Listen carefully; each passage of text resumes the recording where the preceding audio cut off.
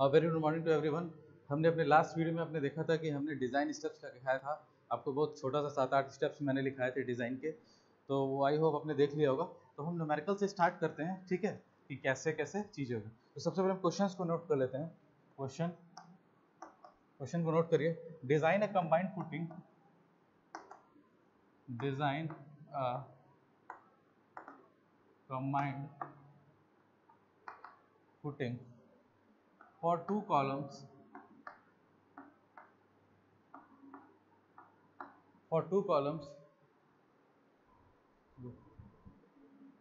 and a combined footing for two columns 500 mm into 500 mm।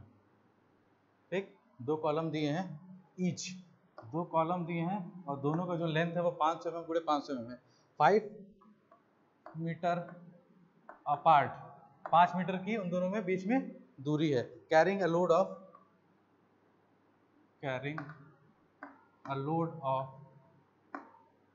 1600 kilo newton, carrying a load of 1600 kilo newton. Available with restriction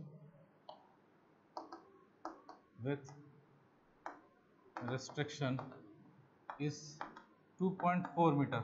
जो width दिया हुआ आपको कितना दिया हुआ है? 2.4 मीटर दिया है। The safe bearing capacity of soil is the safe bearing capacity of soil is 200 kilo newton per metre square. ठीक, use M25 concrete, and Fe415 steel. तो ये आपका टोटल एक क्वेश्चन है कंबाइंड फुटिंग का। दो कॉलम्स हैं, 500 mm गुणे 500 mm का दो कॉलम है। दोनों कितने का लोड कैरी कर रहे हैं? 1600 किलो न्यूटन का लोड कैरी कर रहे हैं और दोनों के बीच की दूरी जो है वो 5 मीटर्स की है। ठीक, बोला अवेलेबल विड्थ रिस्ट्रिक्शन, जो कॉलम की विड्थ है वो रिस्ट्रिक्ट कर दी गई है, वो 2.4 मीटर है। ठीक है, and the soil bearing capacity of soil is 200 kilo newton per metre square and use M20 grade concrete and Fe415 steel. आप इस न्यूमेरिकल को जल्दी से उतारिए, फिर हम वन बाय वन इसके सारे स्टेप्स को हम लोग करते हैं।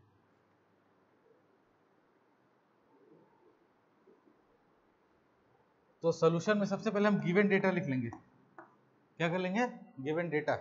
जो स्टेप नंबर 1 है हमारा क्या है? गिवन डेटा है। गिवन डेटा में क्या दिया है? कॉलम साइज 500 mm गुणे 500 mm। ठीक, आप क्वेश्चन के बाद, क्योंकि क्वेश्चन पेपर तो आपको क्वेश्चन में रहेगा, लेकिन आप सोल्यूशन में आप गिवन डेटा को जरूर मेंशन करेंगे। ठीक है, लोड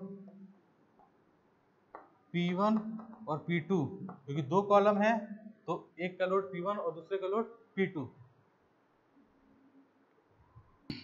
ठीक है, तो लोड जो है वो कितना है? 1600 किलो न्यूटन का, यानी दो कॉलम है हमारे। ठीक है, 500 गुणे 500 साइज है और लोड P1 और P2 दोनों लोड बराबर होगा 1600 किलो न्यूटन का। L बराबर दोनों के बीच की दूरी 5 मीटर गिवन है। ठीक है, 5 मीटर गिवन है। और Q0 जो सॉइल बेयरिंग कैपेसिटी है, इसकी value 200 kilo newton per metre square है। कई बुक्स में Q0 है, कई बुक्स में WU है, तो इससे कंफ्यूज मत होइएगा। ये सिर्फ ये जानिएगा, नोटेशन कुछ भी हो सकता है, सॉइल बेयरिंग कैपेसिटी वो है। क्लियर? और M25 FCK की वैल्यू कितनी हो जाएगी? 25 न्यूटन पर mm स्क्वायर, और FY की जो वैल्यू हो जाएगी 415 न्यूटन पर mm स्क्वायर। ठीक, आई होप वो क्लियर होगा। तो ये सारा हमारा गिवन डेटा है। स्टेप नंबर 1 हो गया, आप इसको जल्दी से नोट डाउन करिए, फिर ताकि हम अपने स्टेप नंबर 2 की तरफ, आगे की तरफ बढ़े हम लोग।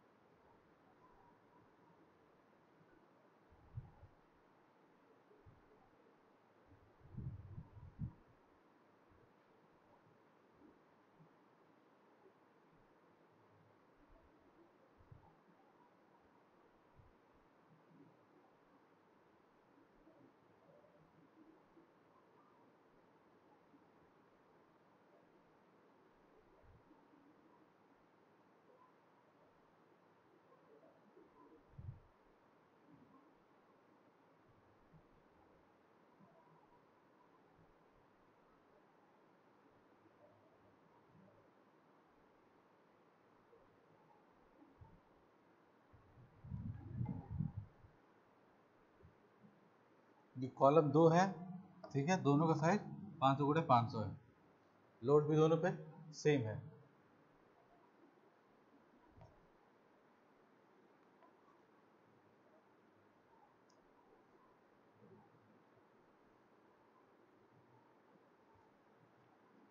ठीक, आई होप आपने नोट डाउन कर लिया होगा। तो अब हम इस क्वेश्चन को रब करते हैं।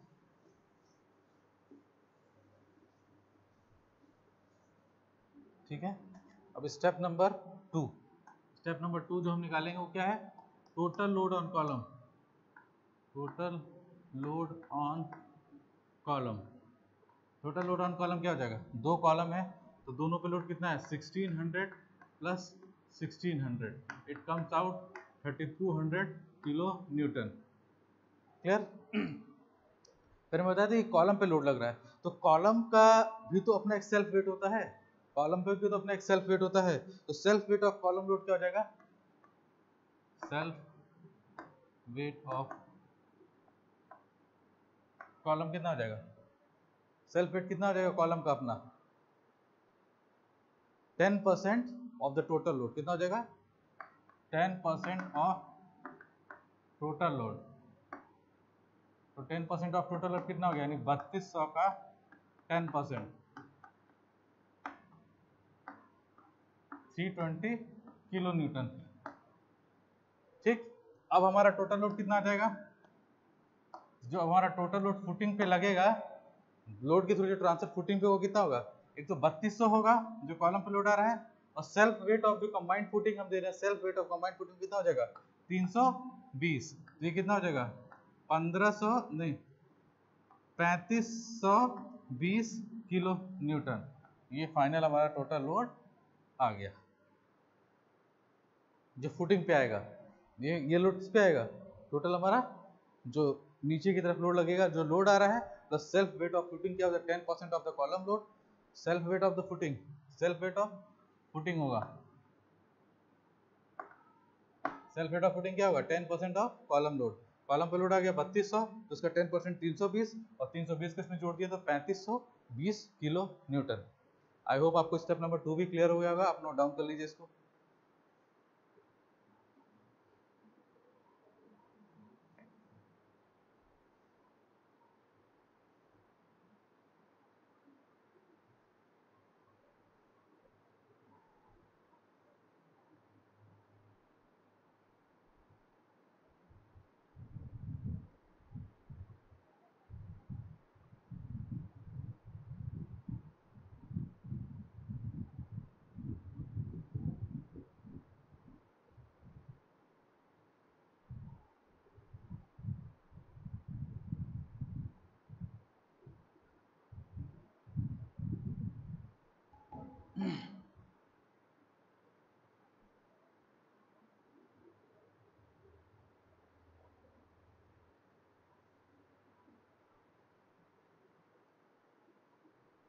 ठीक है, अगर आपने स्टेप नंबर 2 भी नोट डाउन कर लिया हो तो हम स्टेप नंबर 3 की तरफ बढ़ते हैं।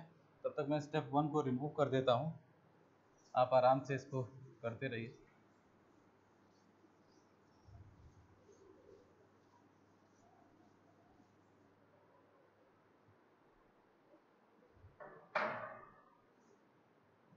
Step number 3, area of footing required, area footing required. इसका जो फॉर्मूला होता है, total load upon bearing capacity of soil, total load upon bearing capacity of soil, total load upon bearing capacity of soil. ठीक है, तो आपके पास total load कितना है, 3520, बियरिंग कैपेसिटी कितनी है आपकी सॉइल की दी हुई थी, आप क्वेश्चन में देखिए, बियरिंग कैपेसिटी ऑफ सॉइल दिया है 200 kilo newton per metre square. तो ये दोनों की यूनिट सेम है, तो इसको कुछ चेंज नहीं करेंगे। तो अब इसको आप 3520 को 200 से डिवाइड करके बताइए कितना आएगा, एरिया ऑफ फुटिंग कितना आएगा, जल्दी करिए, बहुत आसान है,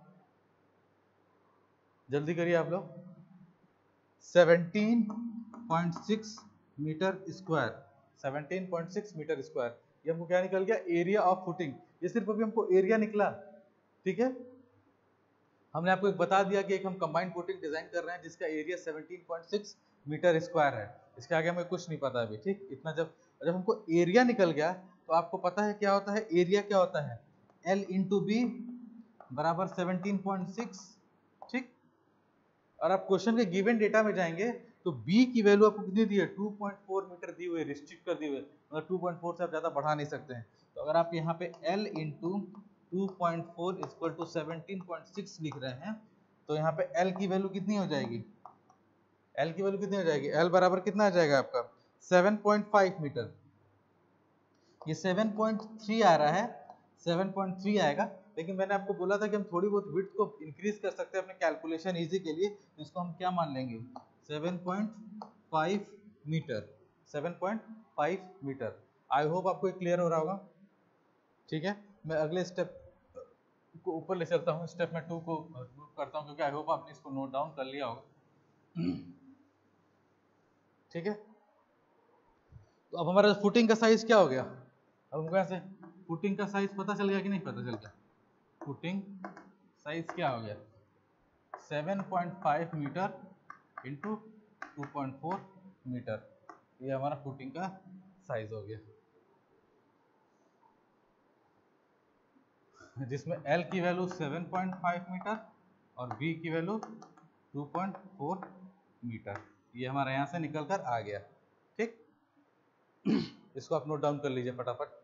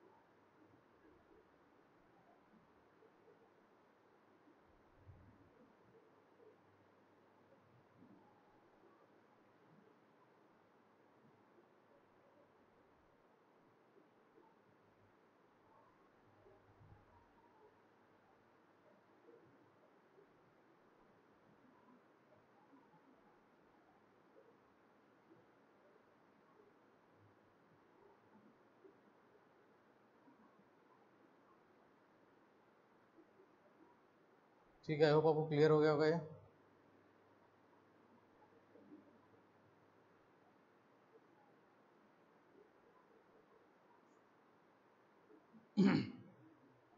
हमको एरिया ऑफ फुटिंग रिक्वायर्ड निकल गया, ठीक है।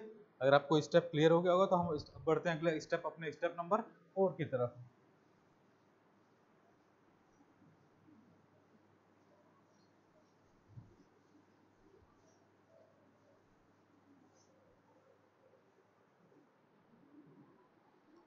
स्टेप नंबर 4 हमारा क्या होगा, soil upward pressure. Step number 4 क्या होगा, सॉइल अपवर्ड प्रेशर। इसका फॉर्मूला क्या होता है, फैक्टर्ड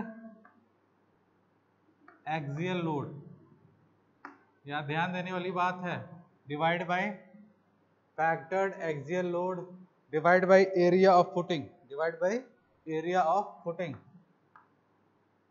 एरिया ऑफ फुटिंग, ठीक। यहाँ पे फैक्टर्ड एक्सियल लोड का क्या मतलब है, बहुत इंपॉर्टेंट है। फैक्टर्ड एक्सियल लोड क्या हुआ, मतलब कि जो 1600 प्लस 1600 का जो लोड आ रहा है, सिर्फ वहां पे ये कंसीडर करेंगे हम, फुटिंग का वेट या लोड हम कंसीडर नहीं करेंगे। और दूसरी बात कह दिया क्या, फैक्टर्ड, फैक्टर का मतलब क्या है, 1.5 से इसको गुणा कर लेंगे, तो यानी ये क्या हो जाएगा 1.5 इंटू एक्सियल लोड कितना था तुम्हारा 1600 प्लस 1600, यानी कितना हो जाएगा सिर्फ 3200 किलो न्यूटन, 3200 किलो न्यूटन, ठीक है। और एरिया ऑफ फुटिंग क्या है आपका 7.5 मीटर इंटू 2.4 मीटर, अब इसको आप सॉल्व करके बताइए क्या आंसर आएगा। इसको सॉल्व करके बताइए कि नेट अपवर्ड प्रेशर हमारा क्या आएगा। ये soil upward pressure per unit area है, soil upward pressure per unit area, ये पर यूनिट एरिया है ना, कितना आएगा कैलकुलेट करिए और बताइए मुझे। It comes out 266.66 kilo newton per metre square. ठीक है, ये पर मीटर स्क्वायर है आपका, ध्यान रखिएगा।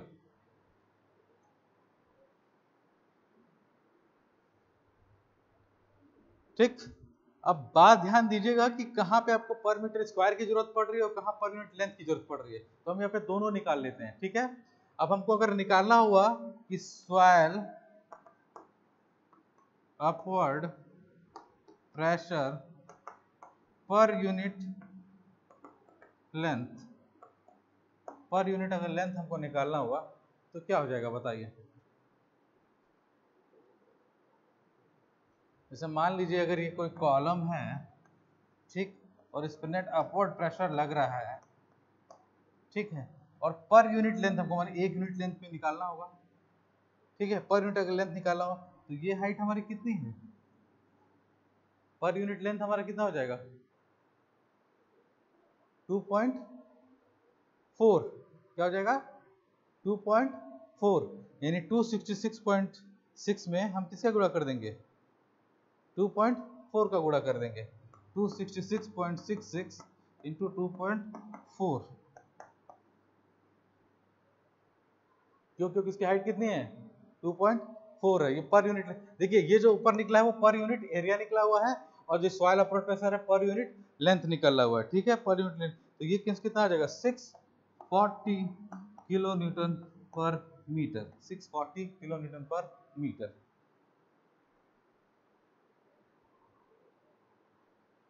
आई होप आपको क्लियर हो गया होगा। आप इस स्टेप को नोट डाउन कर लीजिए, कहीं कोई दिक्कत हो बताइए।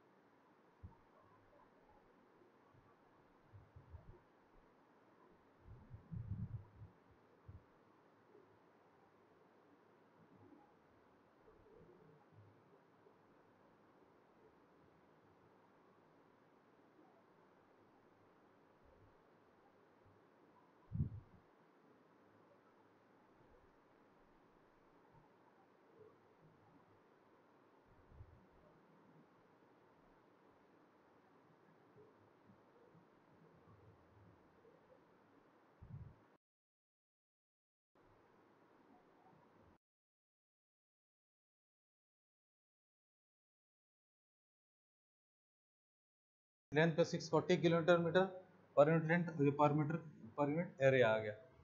ठीक,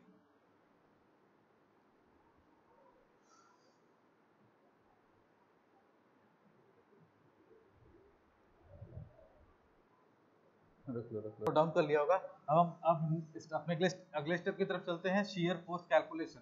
तो शियर फोर्स कैलकुलेशन से पहले हमको एक फिगर ड्रा आउट करना पड़ेगा। ठीक है, वो फिगर पहले हम ड्रा आउट कर लेते हैं। ठीक है, एक फिगर पहले हमको ड्रा आउट करना पड़ेगा।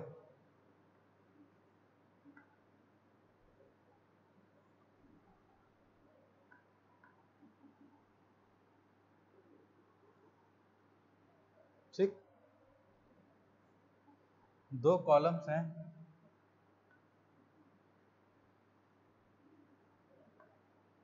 ठीक, ये हो गया P1 और ये हो गया P2। ठीक, नहीं P1 का लोड 1600 किलो न्यूटन ये लोड है, और P2 पे जो लोड लग रहा है वो 1600 किलो न्यूटन। ठीक, इस कॉलम को हमने C2 बोल दिया, इस कॉलम को हमने C1 बोल दिया। ये एकदम मिडिल ऑफ द कॉलम पे है। ठीक है, ये L बराबर 7.5 मीटर हमको पता है। ठीक, और ये B बराबर 2.4 मीटर हमको पता है। अब इस कॉलम का सेंटर कहाँ पे काम करेगा ये हमको फाइंड आउट करना पड़ेगा। क्या करना पड़ेगा, इस कॉलम का सेंटर कहाँ पे काम करेगा वो हमको फाइंड आउट करना पड़ेगा, तभी हम बाकी डिस्टेंसेस को निकाल पाएंगे। ये डिस्टेंस, ये डिस्टेंस, ये डिस्टेंस हम निकाल पाएंगे। ठीक है, तो distance of resultant force, distance of resultant load, दोनों लोड का यानी P1 प्लस P2 का जो रिजल्टेंट लोड है, P1 प्लस P2 का रिजल्टेंट लोड है from column C1, from column C1 से क्या हो जाएगा x बार बराबर क्या हो जाएगा, रिजल्टेंट निकालना है दोनों का। ठीक है, रिजल्टेंट हम निकाल रहे हैं C1 से निकाल रहे हैं, तो क्या हो जाएगा P2 into L, load P2 into L divide by P1 plus P2। ठीक है P1 प्लस P2, तो ये कितना हो जाएगा, दोनों के बीच की दूरी कितनी दी हुई थी हमको, जहाँ लोड लग रहा था वो दोनों के बीच की दूरी कितनी दी हुई थी, 5 मीटर, 5 मीटर दी हुई थी हमको। ठीक, तो 1600 इंटू एल की वैल्यू 5 मीटर और ये 3200, ये कैलकुलेट करिए 2.5 मीटर आएगा। ठीक है, यानी एकदम बीचों बीच आपका रिजल्टेंट लोड काम करेगा।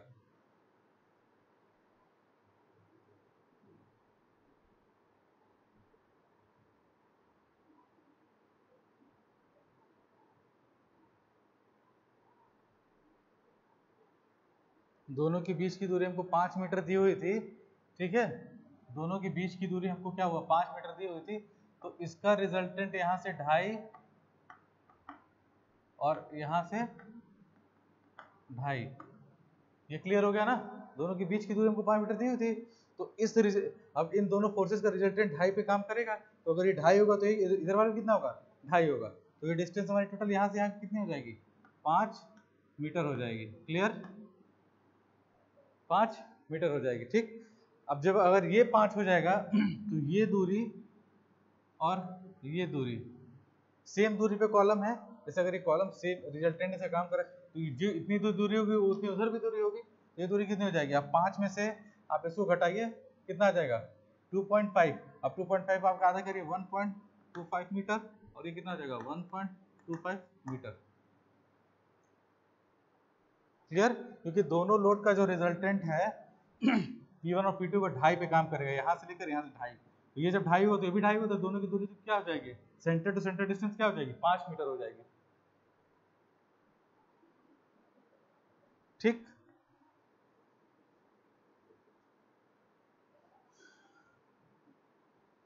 अब चलिए इसको नोट डाउन कर लीजिए, पहले ये फिगर बना रहेगा तभी हम आगे इस न्यूमेरिकल को और लगा पाएंगे।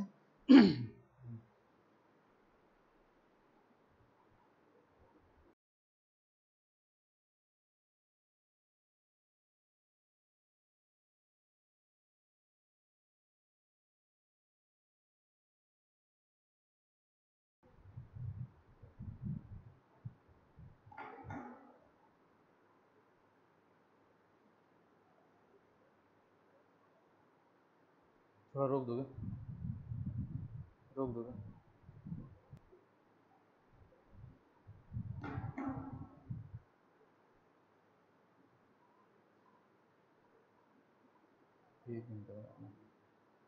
ठीक है, थोड़ा जल्दी जल्दी इसको आप करिए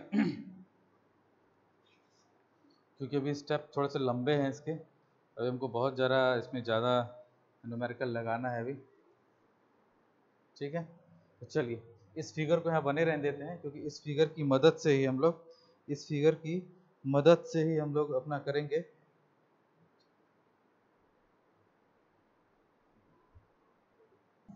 ठीक, ये आपने निकाल लिया। ठीक है, अब हम यहाँ लिखेंगे स्टेप नंबर 5, आई होप आपको ये दिख रहा होगा, कोई दिक्कत नहीं होगी, स्क्रीन पे दिख रहा है। ठीक, सिस्टम शियर फोर्स कैलकुलेशन क्या करेंगे, shear force calculation, shear force calculation. ठीक है, हम अपवर्ड फोर्स को निगेटिव मानेंगे, अपवर्ड को हम लोग निगेटिव और डाउनवर्ड को पॉजिटिव लेके चलेंगे। ठीक है, शियर फोर्स कैलकुलेशन को क्या निकलना है, shear force at C1 shear force at C1 just left of the center, just left of center, just left of just left of center।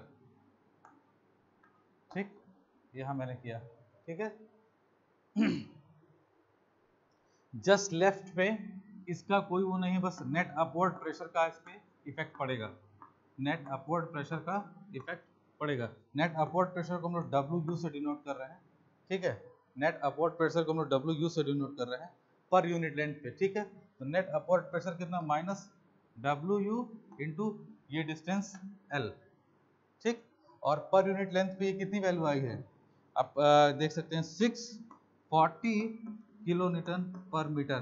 हमने क्या माना है, अपवर्ड प्रेशर को नेगेटिव माना है और डाउनवर्ड फोर्स को पॉजिटिव माना है। तो ये क्या हो जाएगा, माइनस W इंटू एल। तो माइनस W कितना हो जाएगा, माइनस 640 इंटू एल, एल की वैल्यू 1.25। आप इसको कैलकुलेट करेंगे तो ये आ जाएगा माइनस 800 किलो न्यूटन। ये जस्ट सेंटर के लेफ्ट की बात कर रहा है, जहां पे इस फोर्स का इफेक्ट नहीं आ रहा है, जस्ट लेफ्ट की बात कर रहा है, जस्ट लेफ्ट, मतलब इस फोर्स का इफेक्ट नहीं आएगा उस पर, नेग्लिजिबल। ठीक है, ठीक। अब shear force at C1 just right of centre, just right of centre, just right of centre क्या होगा,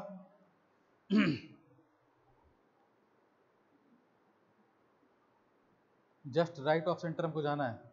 तो जस्ट राइट ऑफ सेंटर जाएंगे तो हम यहीं से चलेंगे, तो यहां से चले तो यहां तक की कैलकुलेशन कितनी आई, माइनस 800।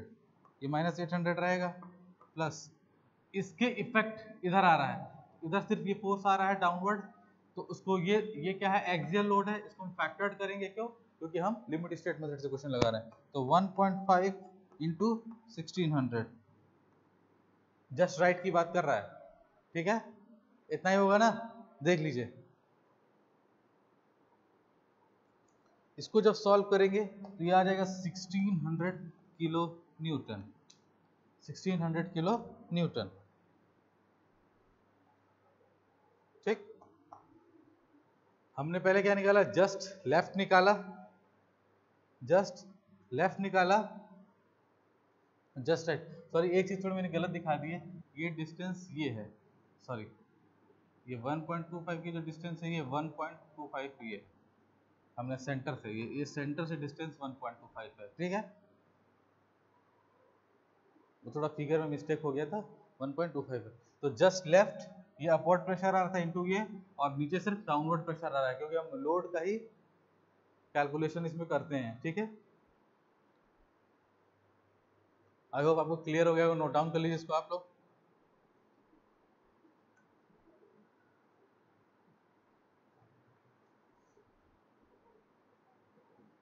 अब शियर फोर्स एट C2 निकालेंगे हम लोग, लेकिन हम चलेंगे कहां से, यहीं से चलेंगे। हम लोग कहां चलेंगे, यहां से चलेंगे।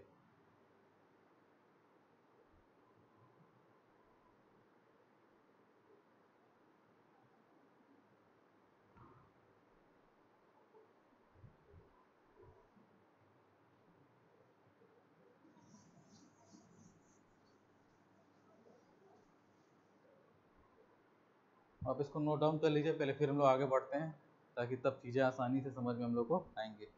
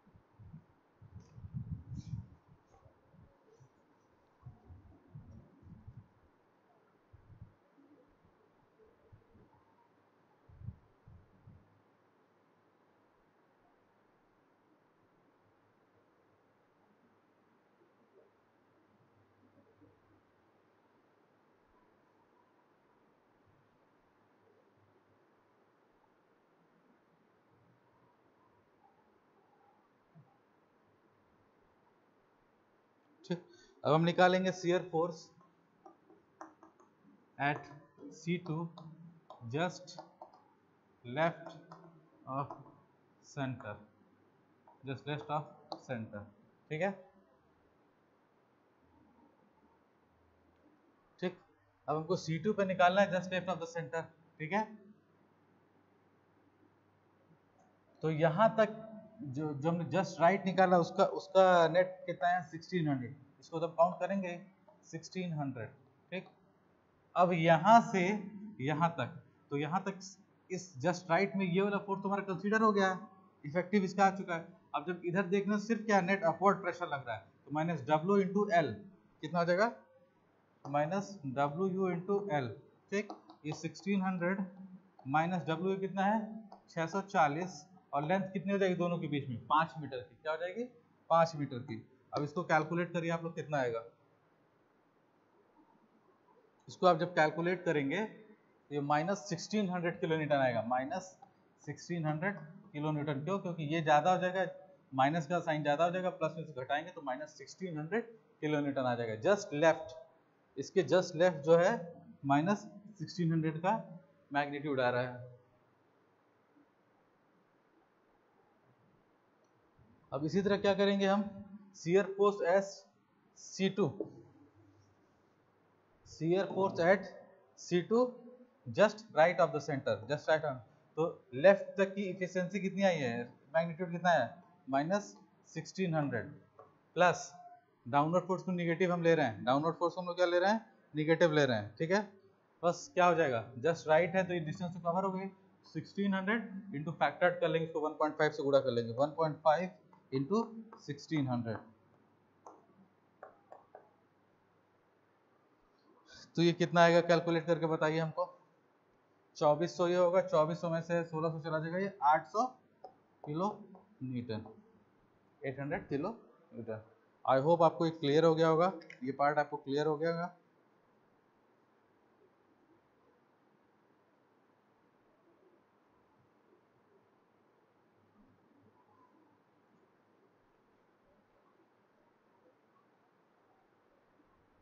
शियर फोर्स कैलकुलेशन आप नोट डाउन कर लीजिए, फिगर को फिर से देख लीजिए, आराम से इसको आइडेंटिफाई कर लीजिए, कहाँ कोई गलती हो रही हो तो इसको चेकआउट कर लीजिए।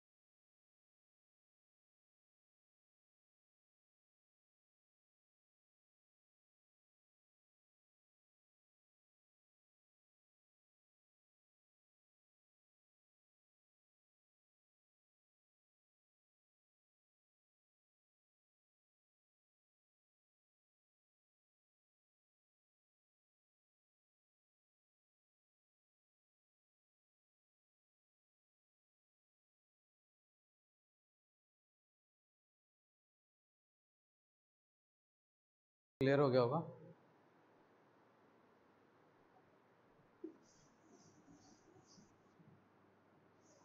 ठीक, अब हम लोग क्या करेंगे, बेंडिंग मोमेंट कैलकुलेशन करेंगे। इसको हम लोग थोड़ी देर के लिए रफ कर देते हैं।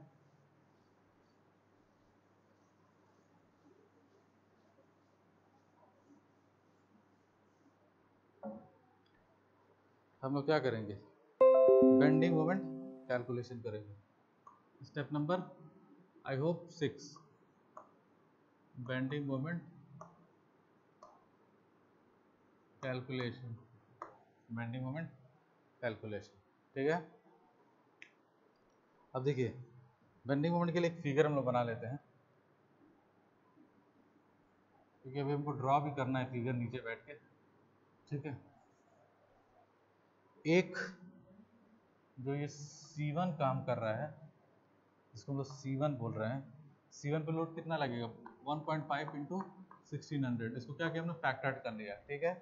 और जो एक लोड आपको मान लीजिए यहाँ पे लग रहा है C2, उस पर भी 1.5 फैक्टर्ड कर लिया और 1600 का लोड लग रहा है, ठीक। यहाँ पे कोई डाउट होगा आपको? नहीं होगा, ठीक। ये दूरी यहाँ से यहाँ तक की 1.25 मीटर है, ठीक है। यहाँ से यहाँ तक की दूरी 5 मीटर है और फिर यहाँ से यहाँ तक की दूरी 1.25 मीटर है। कोई कंफ्यूजन नहीं होगा आपको, ठीक है, कोई कंफ्यूजन नहीं होना चाहिए, ठीक। और जो नेट अपवर्ड प्रेशर लग रहा है,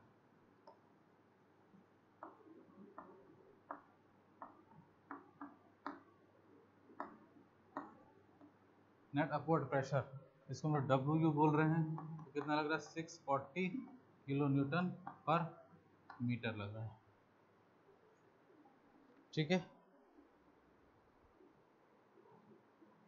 अब यही से हम शियर फोर्स डायग्राम और बेंडिंग मोमेंट डायग्राम दोनों ड्रॉ करेंगे, ठीक है। तो हम सबसे पहले देख लेते हैं, पहले हम निकाल लेते हैं यहाँ पे, ठीक है। पहले हम निकाल लेते हैं bending moment. Bending moment at C1 and C2 दोनों तरफ सेम होगा। Bending moment at C1 and C2, चाहे C1 से निकाले चाहे C2 से निकाले, दोनों तरफ सेम होगा। क्यों? क्योंकि दोनों पर लोड सेम आ रहा है और ये डिस्टेंस भी क्या है, दोनों तरफ सेम है। तो बेंडिंग मोमेंट कितना आएगा, WU into L into L/2, ठीक। WU इंटू L बाई 2, ये तो लगेगा, ठीक। चाहे C1 पे निकालिए C2 पे निकालिएगा तब भी वही आएगा, डिस्टेंस सेम है। तो WU कितना हो जाएगा आपको, W की वैल्यू कितनी है 640, 1.25 इंटू 1.25 का डिवाइड बाई 2, ये कितना आ गया, कैलकुलेट करिए इसको।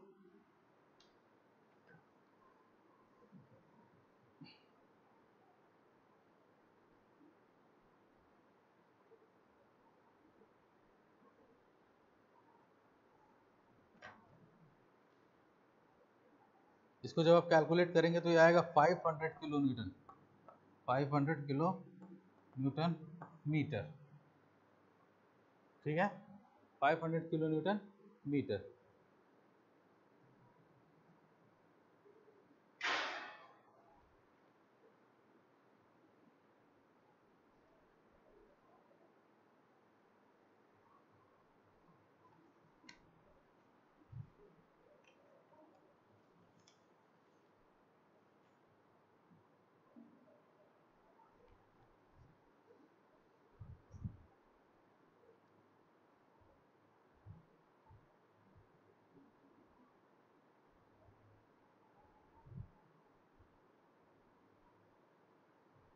यहाँ पे हमने क्या किया है, बेंडिंग मोमेंट हमने चेंज कर लिया है, यानी हमने अपवर्ड प्रेशर को, जो अपवर्ड लग रहा है, अपवर्ड की तरफ फोर्स लग रहा है, उसको पॉजिटिव और डाउनवर्ड को नेगेटिव हमने यहाँ पे चेंज कर लिया है, ठीक है। आप कुछ भी मान सकते हैं, ये आपको पहले ही मानना होगा। अपवर्ड बेंडिंग मोमेंट कैलकुलेशन में क्या किया, अपवर्ड को हमने क्या किया है, पॉजिटिव मान लिया है और डाउनवर्ड को हमने क्या मान लिया है, नेगेटिव मान लिया है। क्लियर?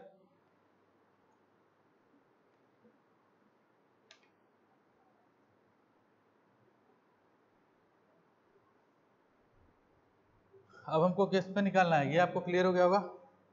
अब bending moment at mid span, bending moment at mid span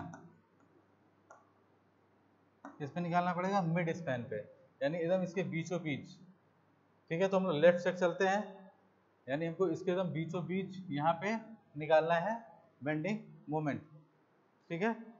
bending moment हमको निकालना है, तो ये तो यहाँ तक क्या होगा, WU इंटू L बाई 2, ठीक, माइनस यहाँ से ये फोर्स लग रहा है और ये डिस्टेंस कितनी हुई 2.5 मीटर, माइनस 1.5 इंटू 1600 लोड और डिस्टेंस कितनी है 2.5 मीटर पे, ठीक है। अब हमने डाउनवर्ड फोर्स को क्या मान लिया है, नेगेटिव मान लिया है। हमने डाउनवर्ड फोर्स को क्या मान लिया हम लोगों ने, नेगेटिव मान लिया है।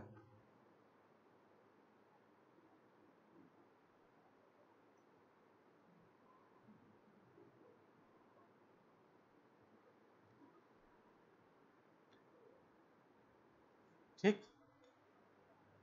अब यहाँ पे ये L की वैल्यू क्या हो जाएगी, L की वैल्यू क्या हो जाएगी 1.25 प्लस 2.5, समझ में आ रही है बात।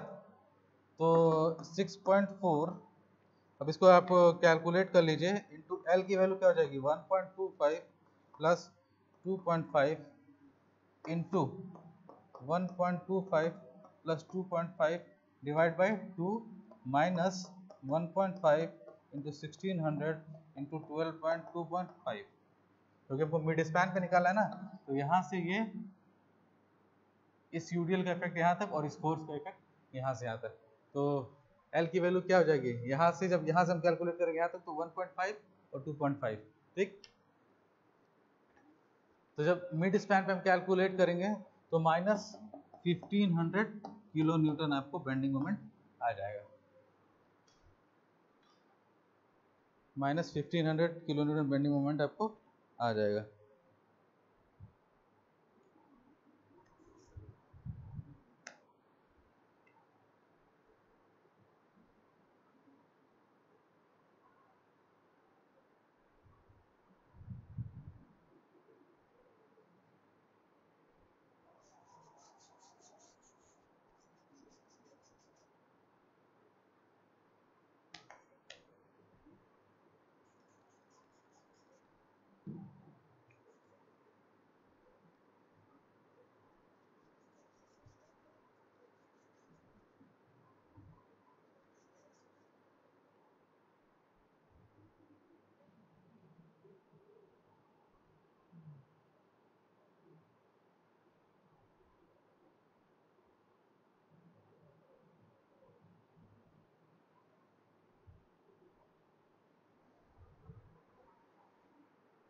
मैं bending moment at mid span इधर की तरफ कर देता हूँ, शायद हो सकता है आपको उधर दिख ना रहा हो, ठीक है। ये आपने उतार लिया होगा, ठीक है। तो 2.5 1.25 5 7 3.75, ठीक है। तो bending moment at mid span क्या हो जाएगा W into L by 2 minus 1.5 into 1600 into 2.5, ठीक है। W की वैल्यू 640, L की value 3.75 into 3.75 divide by 2 minus 1.5 into 1600 into 2.5, it comes out minus 1500 kilo Newton.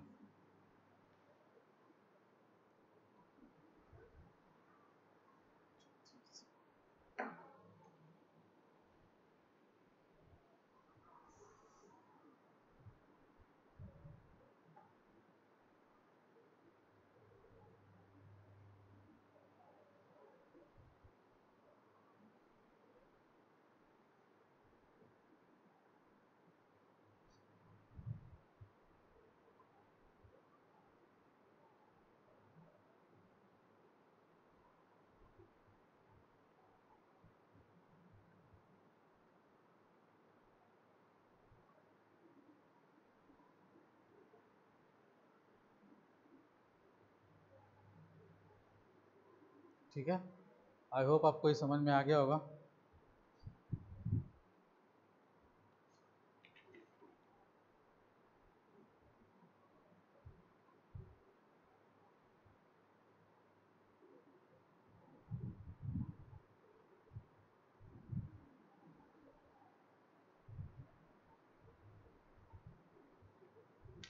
जल्दी से नोट करिए, फिर हम अगले स्टेप, अपने step number 7 depth of footing required की तरफ बढ़े। Depth of footing required, depth of footing required.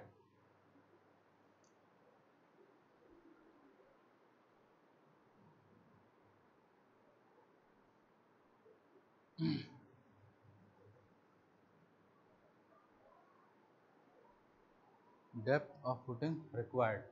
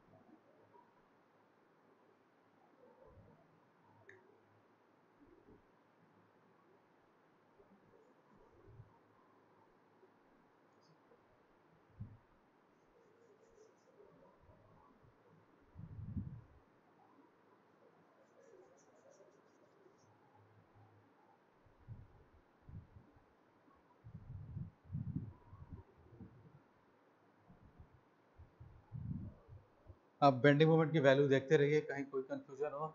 आपको मिड स्पैन पे मैं फिर से बता दे रहा हूँ, मिड स्पैन पे निकालना है। जब यहाँ से हम चलेंगे तो ये 1.25 और ये 2.5, तो जब जुड़ जाएगा तो 3.75 हो जाएगा। यहाँ तक का इफेक्ट ये रहेगा, फिर ये इसके वजह से ये आएगा। ठीक, यहाँ पे हमने अपवर्ड फोर्स को पॉजिटिव लिया है, डाउनवर्ड फोर्स को नेगेटिव लिया हमने।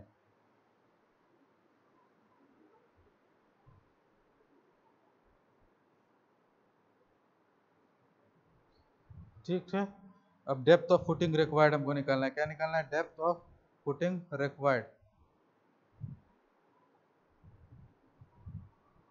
अभी तो हमने L इंटू बी निकाला, तो हमको डेप्थ निकालना है। ठीक है,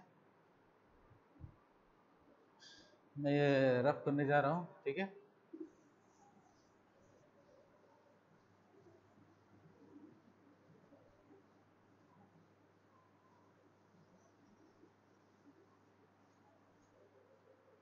step number 7, depth of footing required. ठीक, मैंने आपको MR का फॉर्मूला पढ़ाया था, MR बराबर 0.138 FC के BD स्क्वायर। ये हमने ये फॉर्मूला क्यों लगाया है? क्योंकि आप स्टील का ग्रेड जो है Fe415 है, Fe415 है। ठीक है, अगर Fe 500 होता है या 250 होता है तो ये वैल्यू चेंज हो जाती है। ठीक है, लेकिन Fe 415 के लिए हमको पता है कि जो MR का फॉर्मूला आता है 0.138 FC के। अब बात आई कि MR कहाँ लिया जाएगा, तो MR को हम किससे इक्वेट कर देंगे? बेंडिंग मोमेंट से इक्वेट कर देंगे। ठीक है, और बेंडिंग मोमेंट के हमारे पास दो वैल्यू आई है, एक आई है 500 और एक आई है -1500 किलो न्यूटन मीटर और किलो न्यूटन मीटर। अब बात यह आएगी कि इसको लेंगे इस दोनों में से कौन, तो आपको लिखना पड़ेगा taking the maximum value of bending moment without considering the sign. अगर हम साइन को कंसीडर नहीं करते हैं तो दोनों में से ज्यादा कौन है? 1500 किलो न्यूटन ज्यादा है। तो यानी आपको क्या ध्यान रखना है कि बेंडिंग मोमेंट की दो वैल्यू है, कौन सी लेंगे, पॉजिटिव या निगेटिव। तो आपको ये करना है कि आपको मैक्सिमम वैल्यू लेना है, सिर्फ मैग्नीट्यूड, आपको साइन चेक नहीं करना है। तो यानी 1500 हमारे MR की वैल्यू हो जाएगी। तो 1500 इंटू 10 की पावर 6 क्यों कर दिया हमने? क्योंकि इसको हमने न्यूटन mm में चेंज कर दिया। 0.138 FCK की वैल्यू 25, B की वैल्यू 2.4 मीटर है, तो जब उसको mm में चेंज करेंगे तो 2400 आ जाएगा और D स्क्वायर। तो यहाँ से D रिक्वायर्ड क्या होगा वो बताइए हमको कैलकुलेट करके।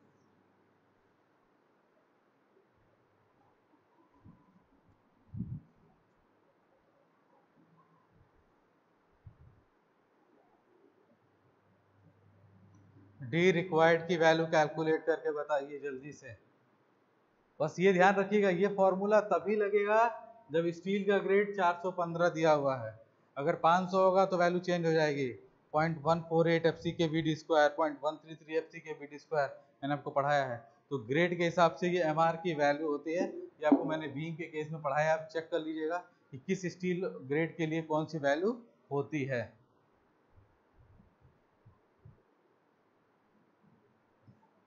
तो D रिक्वायर्ड की वैल्यू आएगी 426 mm, 425.62 mm।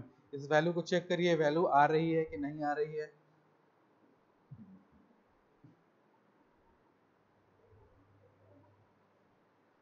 ठीक, अब ये वीडियो काफ़ी लंबा बन गया है इतने स्टेप्स में। अब हमारे पास दो स्टेप्स और बचे हुए हैं। एक हमको शियर कैलकुलेशन चेक करना है 1 वे और 2 वे, और एरिया ऑफ रिइंफोर्समेंट हमको निकालना है। ये 3 स्टेप्स बचे हैं।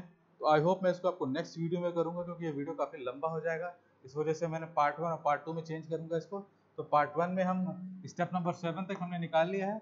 अब जब हम नेक्स्ट वीडियो अपलोड करेंगे तो उसमें हम शियर चेक 1 वे 2 वे और एरिया ऑफ स्टील को निकालेंगे। ठीक, आई होप आपको क्लियर हो गया, आप इसको नोट डाउन कर लीजिए।